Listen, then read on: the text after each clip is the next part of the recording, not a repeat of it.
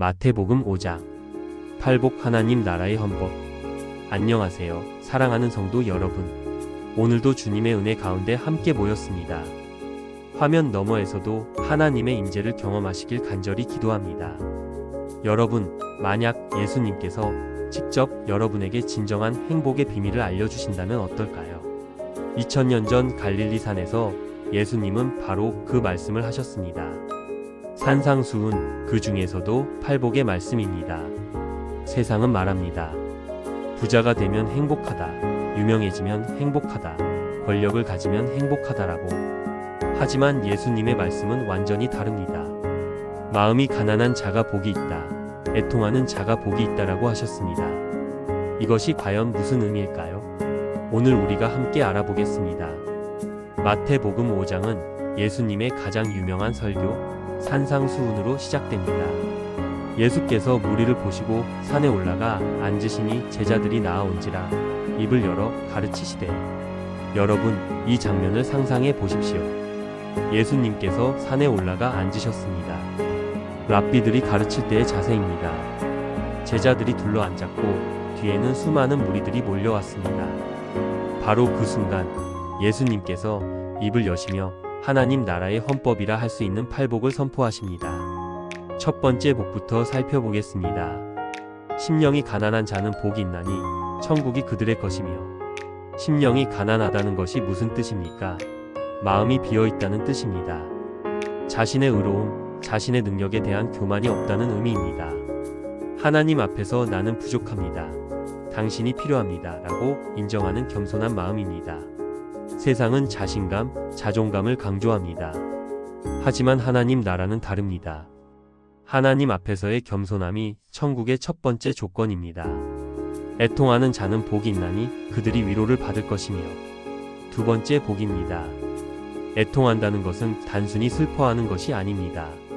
죄에 대한 깊은 슬픔, 세상의 고통에 대한 아픔을 의미합니다.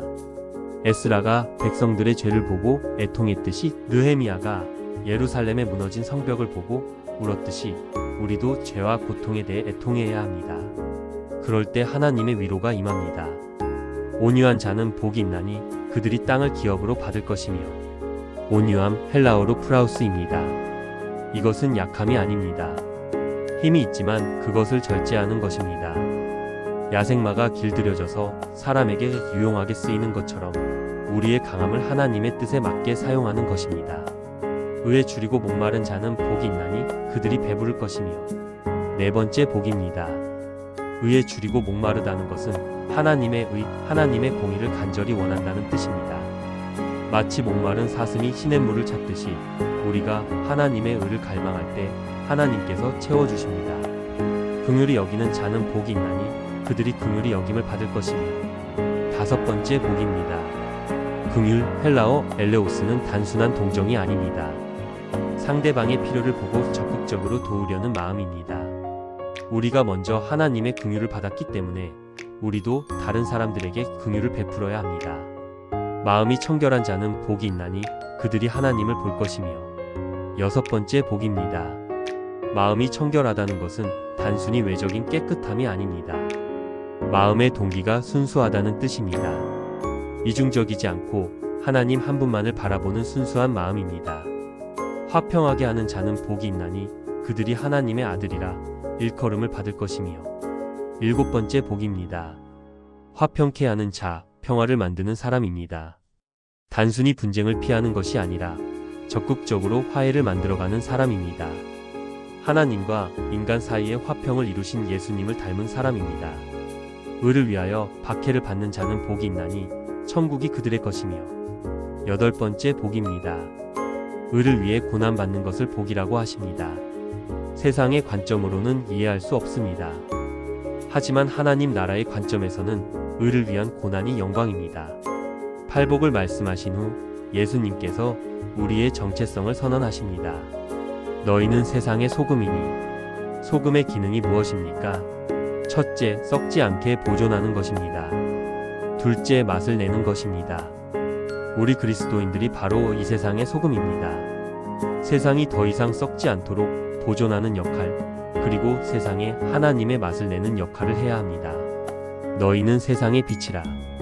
빛의 기능은 무엇입니까? 어둠을 밝히는 것입니다. 길을 보여주는 것입니다. 우리는 이 어두운 세상에서 예수님의 빛을 반사하는 사람들입니다. 이같이 너희 빛이 사람 앞에 비치게 하여 그들로 너희 착한 행실을 보고 하늘에 계신 너희 아버지께 영광을 돌리게 하라. 그렇다면 21세기를 살아가는 우리에게 팔복이 어떤 의미일까요? 심령이 가난한 자는 내가 모든 것을 다 안다는 교만에서 벗어나십시오. SNS 시대에 더욱 필요한 겸손함입니다. 애통하는 자는 세상의 아픔에 무감각해지지 마십시오. 이웃의 고통, 사회의 불의에 함께 아파하십시오. 온유한 자는 온라인에서도 온유함을 잃지 마십시오. 댓글 하나에도 온유함이 나타나야 합니다. 의에 줄이고 목마른 자는 성공과 돈만 추구하지 마십시오. 하나님의 의, 정의로운 사회를 갈망하십시오. 긍휼히 여기는 자는 각박한 세상에서 서로 이해하고 도우십시오. 마음이 청결한 자는 겉과 속이 다른 이중적인 삶이 아니라 정직하고 순수한 삶을 사십시오. 화평하게 하는 자는 갈등과 분열의 시대에 화평을 만드는 사람이 되십시오. 의를 위해 박해받는 자는 옳은 일을 위해서는 손해를 각오하는 용기를 가지십시오. 우리는 어떻게 소금과 빛의 역할을 할 수 있을까요? 가정에서는 가족들에게 그리스도의 사랑을 보여주십시오. 부부간에, 부모와 자녀간에 하나님의 사랑이 흘러가게 하십시오. 직장에서는 정직하고 성실한 모습으로 동료들에게 선한 영향력을 끼치십시오. 불의에 타협하지 말고 진실을 추구하십시오. 사회에서는 소외된 이웃들을 돌아보십시오. 봉사하고 나누는 삶을 통해 하나님의 사랑을 전하십시오. 온라인에서는 건전한 콘텐츠를 공유하고 건설적인 댓글을 다십시오. 사이버 공간에서도 그리스도인다운 모습을 보이십시오. 사랑하는 성도 여러분, 팔복은 단순한 도덕적 교훈이 아닙니다. 하나님 나라 백성의 삶의 특징입니다. 세상은 강한 자가 살아남는다고 말하지만 예수님은 온유한 자가 땅을 기업으로 받는다고 하셨습니다. 세상은 부자가 행복하다고 말하지만 예수님은 심령이 가난한 자가 복이 있다고 하셨습니다. 세상은 자기 자신을 위해 살라고 말하지만 예수님은 의를 위해 박해받는 자가 복이 있다고 하셨습니다. 이것이 역설적 진리입니다. 하나님 나라의 가치관은 세상과 다릅니다. 저도 목회 초기에는 세상적인 성공을 꿈꿨습니다. 큰 교회, 유명한 목사가 되고 싶었습니다. 하지만 하나님께서 팔복의 말씀을 통해 깨우쳐 주셨습니다. 진정한 복은 하나님의 마음을 품는 것, 하나님의 성품을 닮아가는 것이라는 사실을 말입니다. 그때부터 제 삶이 변하기 시작했습니다. 이번 주 구체적으로 실천해 볼 것들을 제안합니다. 매일 아침 팔복 중 하나씩 묵상하며 기도하십시오. 가족이나 동료 중 한 사람에게 긍휼을 베푸는 일을 하십시오. 화평을 깨뜨리는 말이나 행동을 하지 않도록 조심하십시오. 온라인에서 건전하고 유익한 콘텐츠만 공유하십시오. 어려운 이웃을 위해 기도하고 가능하면 도움을 주십시오. 이제 함께 기도하겠습니다. 마음을 하나님께 활짝 열어드리십시오. 하나님 아버지, 오늘 팔복의 말씀을 통해 하나님 나라의 가치관을 깨닫게 해주셔서 감사합니다. 세상의 가치관에 휩쓸려 살았던 우리를 용서해 주십시오. 이제부터는 예수님의 마음을 품고 살게 도와주십시오. 심령이 가난한 자, 애통하는 자, 온유한 자가 되게 하시고 의에 줄이고 목마른 자가 되게 하십시오. 긍휼히 여기는 자, 마음이 청결한 자, 화평하게 하는 자가 되게 하시고 의를 위해서는 기꺼이 고난받는 자가 되게 하십시오. 우리를 통해 이 세상에 하나님의 빛이 비치게 하시고 소금의 역할을 감당하게 하십시오. 예수님의 이름으로 기도드립니다. 아멘. 오늘도 끝까지 함께해 주셔서 진심으로 감사드립니다. 팔복의 말씀이 여러분의 삶을 변화시키는 능력이 되시길 기도합니다. 좋아요 버튼으로 은혜 받으셨다는 표시해 주시고 구독과 알림 설정으로 매주 은혜로운 말씀 함께 나누시기 바랍니다. 댓글로 은혜 받은 간증이나 기도 제목도 나눠주세요. 이 말씀이 필요한 분들이 있다면 공유도 부탁드립니다. 한 사람의 영혼이 하나님 나라의 가치관으로 변화되는 것, 그것이 바로 하나님이 기뻐하시는 일입니다. 다음 주에는 마태복음 6장 말씀으로 찾아뵙겠습니다.